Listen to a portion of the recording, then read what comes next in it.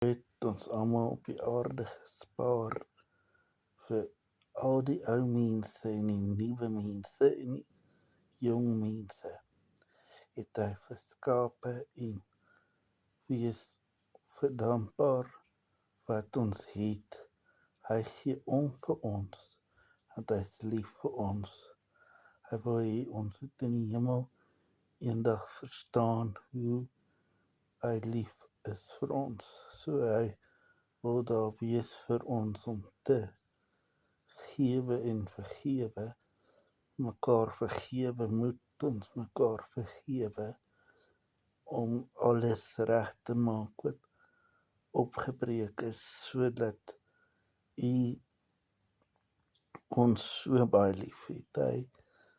U het ons baie goeie nodig om by ons uit te kom, om te weet U het ons lief. Want net een kant is wat ons moet verwyder, is Jesus in ons hart.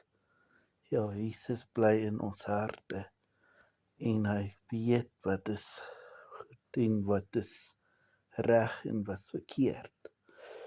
In die Bybel verstaan ons toekomsregheid, nie verkeerdigheid nie. Regheid waar ons gaan, moet ons glo en bid. Glo en bid is belangrik. Ons moet altyd weet wat is koning Jesus. Hy het ons hier op die aarde gekruisig. Ja, hy het ons op die aarde gekruisig, dat ons kinders van die Here is en ons kan ook eendag doodgaan en hemel te gaan. So, wat ons moet doen is, lewe in hom, vertrou hom, eer hom, wees lief vir hom, bid vir hom. Ons moet vir hom bid, dat hy weet, ons is sy kinders vir altyd. Ja, ons moet altyd glo, hy luister na ons, wat ons vir hom wil sê, goeders wat ons moet doen, goeders wat ons nie doen nie, moet ons doen, want hy is ons koning en hy is lief vir ons. Hy het ons in die kruis gesterf vir ons sondes. Hy gee om vir al sy mense, swart en wit, kleur, diere, hondjies, katjies, sy plante, gee baie om. Hy is lief vir ons almal. Maak nie saak wat jy is nie. Hy is lief vir ons almal. Wat hy is, hy gee om vir elke mens wat hom glo. Hy gee elke mens krag en liefde wat hom glo en vir hom bystaan en vir hom so omgee. Ja, Jesus is die koning. Ons moet altyd sterk hou en weet, mens moenie oordeel vir ander mense nie.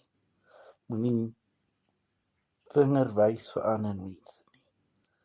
Moenie vertroue raak op ander mense se lewens nie.